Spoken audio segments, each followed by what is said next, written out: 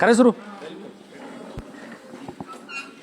आज अलवर में बीजेपी के पूर्व प्रदेशाध्यक्ष और एक कद्दावर नेता सतीश पूनिया जी आए हुए हैं। सतीश जी, अटकलों का बाजार बहुत तेजी से चल रहा है, हालांकि साल भर से चल रहा है कि मंत्रिमंडल में कुछ फेरबदल होगा। अब ऐसा कहा जा रहा है कि गुजरात मॉडल पर सब मंत्रियों के इस्तीफे लिए जाएंगे, उसके बाद में कुछ जो चेहरे अब मंत्री हैं उनको हटा दिया जाएगा, बहुत सारे चेहरे नए आएंगे। आप इतने अनुभवी हैं और आला कमान तक आपकी पहुंच है, तो क्या लगता है आपको कि क्या इस अटकलों का जो बाजार है वो ठीक है? देखिए, अटकलों का तो कल्पनाओं का कोई भविष्य होता नहीं है और उस पर कोई अनुमान भी नहीं लगाया जा सकता। और ख़ास तौर पर भारतीय जनता पार्टी जैसी पार्टी में, जिसमें सीक्रेसी भी अच्छे तरीके से मेंटेन है और निर्णय लेने की क्षमता दूसरे दलों से बीजेपी में कहीं बेहतर है, और इसलिए पार्टी यहाँ तक पहुंची है। तो अटकलें, उनका आनंद सबको लेना चाहिए, लेकिन अटकलों में दम का पता जब लगेगा जब दिल्ली निर्णय कर देगी। इसलिए मुझे लगता है कि दिल्ली अभी दूर है। पत्रकारों के बीच में एक बात होती है कि जब से बीजेपी की सरकार आई और विशेषकर मोदी जी की सरकार आई, तब से पत्रकारों के सूत्र ही रह गए, उनको पता ही नहीं चल पाया। इसलिए आपसे पूछ रहे हैं हम। हाँ, तो इसलिए तो आपके सवाल का जवाब आपने खुद नहीं दे दिया कि सूत्र ही रह गए और सूत्र ही रहेंगे। आप बड़े नेता हैं और हालांकि सरकार में आपका हिस्सा नहीं, लेकिन आपकी चलती बहुत है। किसानों को रात को 12 बजे बिजली दी जाती है क्योंकि अब सर्दी का मौसम आ गया। जब गर्मी के मौसम में किसान को रात को बिजली चाहिए तब दिन में दी जाती है, और जब उसको दिन में चाहिए तब रात में दी जाती है। किसानों के साथ में इतना अत्याचार क्यों? क्या दुश्मनी है सरकारों की? ये आपकी सरकार की बात नहीं करो, कांग्रेस भी यही करती है। देखिए, ये समस्या हमें विरासत में मिली है और इस बात का दावा अशोक गहलोत जी ने बहुत अरसे से सरकार रहते हुए किया था, वो नहीं कर पाए।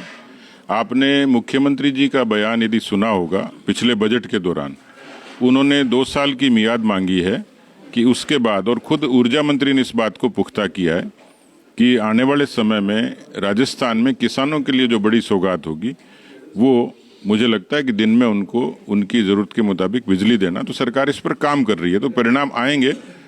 मुझे लगता है तब तक प्रतीक्षा करनी चाहिए।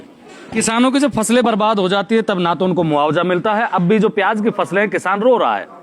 सरकार ये सुनिश्चित क्यों नहीं करती? क्योंकि किसी व्यापारी से अगर आप एक कील खरीदते हैं तो उसकी भी एक टैक्स कीमत होती है, या किसानों की जिंदगी बर्बाद हो जाती हैं।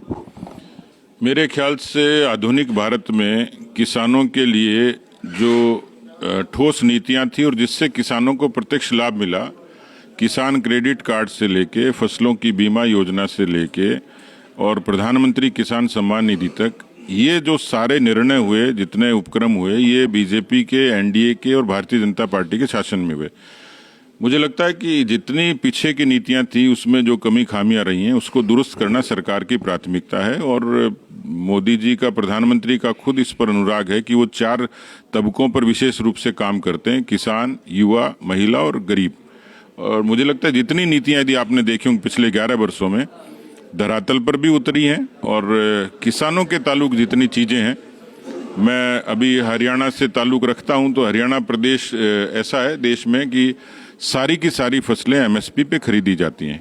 तो स्वाभाविक तौर पर किसान हमारी प्राथमिकता है, देश के प्रधानमंत्री की प्राथमिकता है, तो सरकारों को उसमें करना ही होगा। कई सरकारों ने अच्छे नवाचार भी किए जिसका असर किसानों पर मिला है। मध्य प्रदेश में जो भावांतर योजना थी सफल है, तो राजस्थान में भी मुझे लगता है कि राजस्थान की सरकार भी संवेदनशील है पूर्णतया।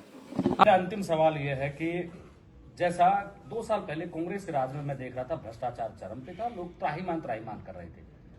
2 साल आपकी सरकार को हो गए, बदला अब भी कुछ नहीं है। वही अवैध प्लॉटिंग चल रही है, वही गरीबों की जमीनों पर कब्जे किए जा रहे हैं, वही कुछ बीजेपी के नेता, कुछ कांग्रेस के नेता मिलकर जो ऐसी जमीनें जो सरकार के जो रोड मैप है, जो 2035 का विजन है, उसके अंदर भी जो जमीनें आ रही हैं उन पर भी अवैध प्लॉटिंग की जा रही है। सरकारी जो बोरवेल है जिनसे शहर को पानी मिलता है, उन पर कब्जा कर लिया गया, उनको उखाड़ के फेंक दिया गया।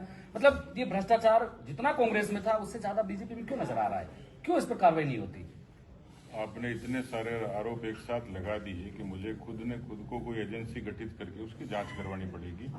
लेकिन मैं आपकी शंका के समाधान के लिए इतना कर सकता हूं कि मुख्यमंत्री जी आपको समय दें, डीजी आपको समय दें और ये तथ्यों के साथ आप उनको पेश करो। मैं भी अपनी तरफ से सिफारिश करूंगा कि भाई किसी भी दल का कोई भी व्यक्ति यदि गलत करता है तो उसको उसका वाजिब दंड मिलना चाहिए, उस पर रोकथाम होनी चाहिए। मेरे साथ में पूर्व प्रदेशाध्यक्ष और वर्तमान में हरियाणा में प्रभारी सतीश पूनिया जी थे। आप मेरे साथ देख रहे हैं ब्लैक एंड व्हाइट सच। मैं महेंद्र यादव। जय हिंद, जय भारत।